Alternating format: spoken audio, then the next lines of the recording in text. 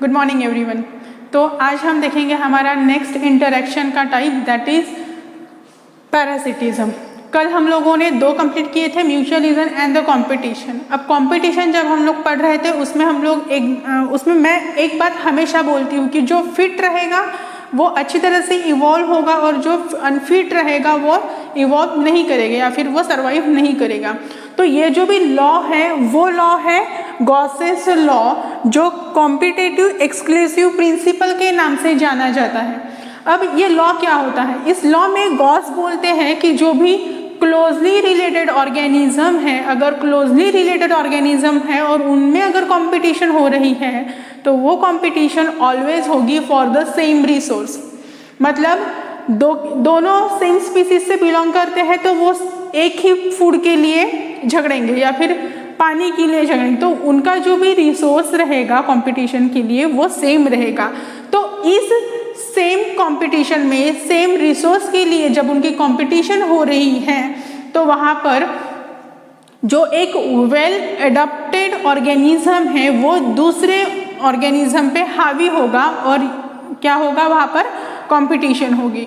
तो गॉसेस यही बोलते हैं कि fittest organism will survive and the unfit organism can't. ठीक है, तो यही लॉ है हमारा गॉसेस लॉ, जो किसके नाम से है? कॉम्पिटिटिव एक्सक्लूसिव प्रिंसिपल के नाम से। आज हम देखेंगे हमारा दूसरा टॉपिक, दैट इज पैरासिटिज्म। अब पैरासिटिज्म में हम लोग सिर्फ 2 या 3 चीज़ों के बारे में बात करेंगे। सबसे पहली और इम्पॉर्टेंट इसमें पैरासाइट के बारे में बात करेंगे हम लोग। नेक्स्ट, अगर पैरासाइट है तो वो किसी होस्ट सेल पे ही जाके इन्फेक्शन करेगा, इसीलिए हम लोग बात करेंगे होस्ट सेल की। And the third factor is vector. Vector मतलब कौन? वेक्टर एक ऐसा ऑर्गेनिज्म या कुछ भी हो सकता है, वेक्टर कुछ भी हो सकता है जो पैरासाइट को होस्ट तक पहुंचाने में करेगा मदद, उसे हम लोग बोलेंगे वेक्टर। तो पैरासिटिज्म में हम इन तीनों की बात करेंगे। सबसे पहले आज हम देख लेते हैं कि पैरासाइट मतलब क्या होता है, कितने टाइप्स के पैरासाइट्स प्रेजेंट होते हैं।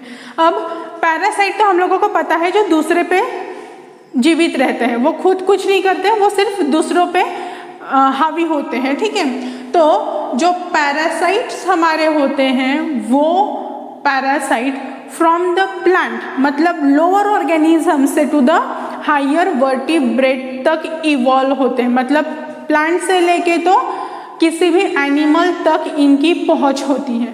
छोटे छोटे प्लांट को इन्फेक्ट कर सकता है तब तक, और बड़े वाले जो हमारे ऑर्गेनिजम्स होते हैं उनके इसमें भी वो इन्फेक्शन कर सकता है, वहाँ पर रह सकता है, उनको हार्म पहुँचा सकता है और खुद इवॉल्व हो सकता है। इस तरह से ये इवॉल्व होता है from the lower plant to the higher vertebrate. Next is they are host specific. Host specific मतलब क्या कि हम लोग जैसे बोलते हैं, हम लोग को जब एक बेंच पे बैठना होता है तो हम लोग अपना पार्टनर चूज कर लेते हैं, नहीं मैं इसी के साथ बैठूंगा। तो ये क्या हुए, हम लोग स्पेसिफिकली बोलते हैं कि नहीं मैं इसी के साथ बैठूंगा, अदरवाइज मैं नहीं बैठूंगा।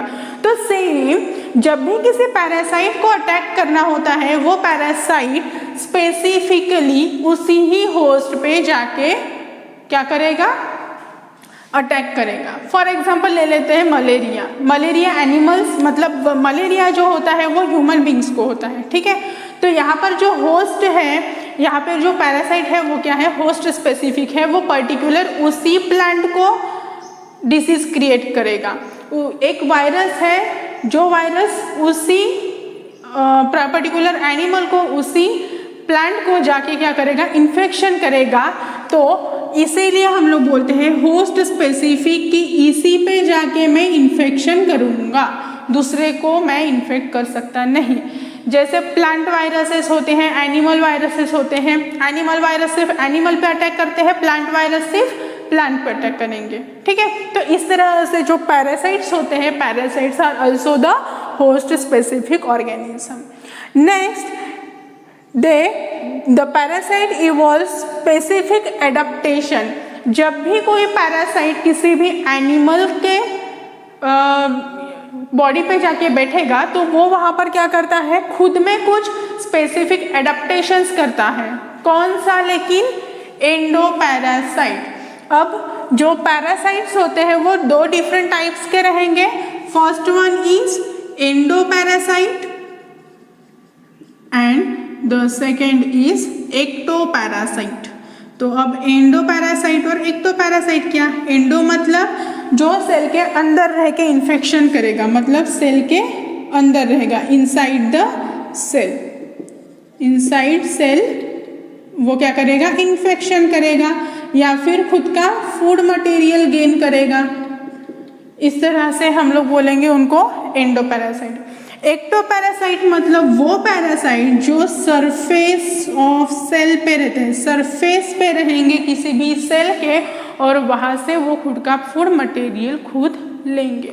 तो इस तरह से हम लोग दो पैरासाइट्स के बारे में बात करते हैं। अब जो एंडोपैरासाइट है वो एंडोपैरासाइट रहेगा किसी भी सेल के अंदर।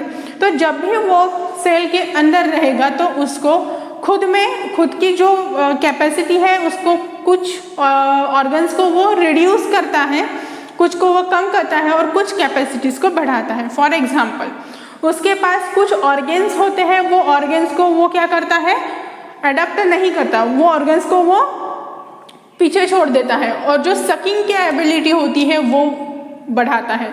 खुद की डाइजेस्टिव सिस्टम को वो लॉस करता है और सकिंग की एक्टिविटी को वो बढ़ाता है।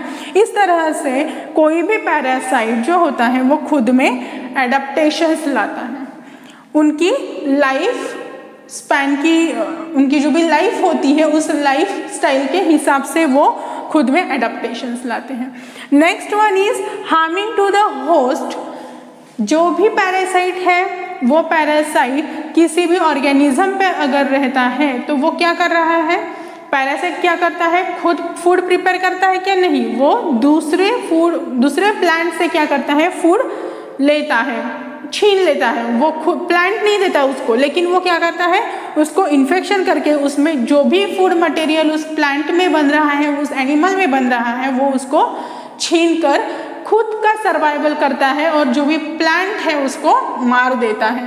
तो वो क्या करता है, होस्ट जो होता है, मतलब प्लांट पकड़ लो, जो होस्ट है उस होस्ट को वो हार्म पहुंचाता है बाय रिड्यूसिंग इट्स कैपेसिटी। किसकी कैपेसिटी? प्लांट की कैपेसिटी को रिड्यूस्ड करके उस पर रहकर उससे ही फूड मटेरियल लेगा और प्लांट को हार्म पहुंचाएगा। कैसे हार्म पहुंचाएगा? सरवाइव नहीं करने देगा उस प्लांट को, उसका फूड मटेरियल ले रहा है तो प्लांट कैंट सरवाइव, प्लांट को अच्छी तरह से रिप्रोड्यूस नहीं करने देगा।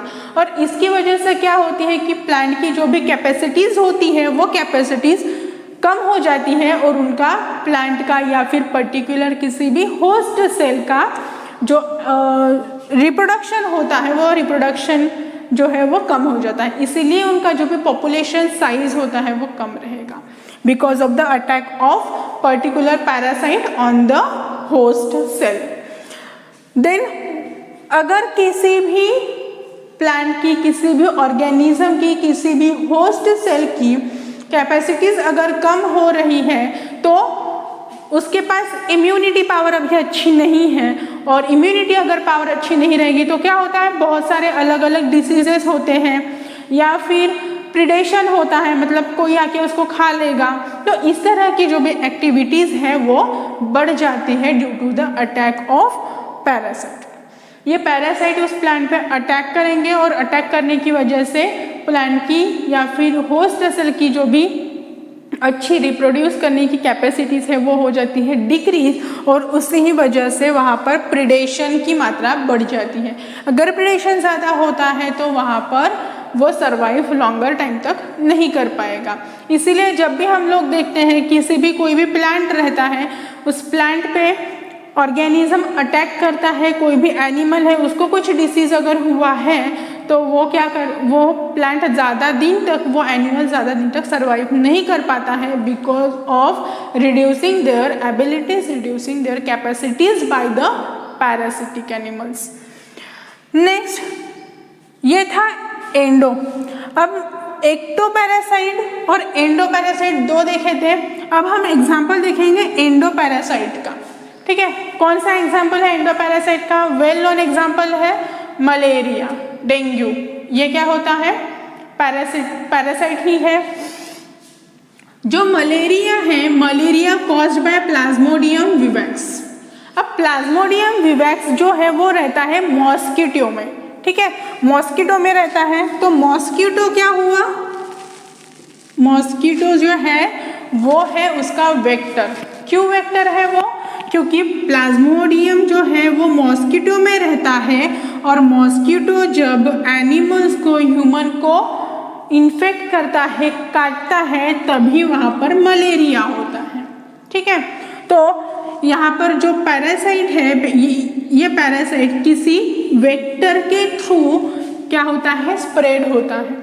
तो ऐसा पैरासाइट जो किसी वेक्टर के सेल में अगर रहता है तो उसे हम लोग बोलते हैं एंडोपैरासाइट। मतलब प्लाज्मोडियम किस में रहता है? मॉस्किटो के सेल के अंदर रहता है और मलेरिया कॉज करता है, तो इसे हम लोग बोलेंगे एक्टोपैरासाइट।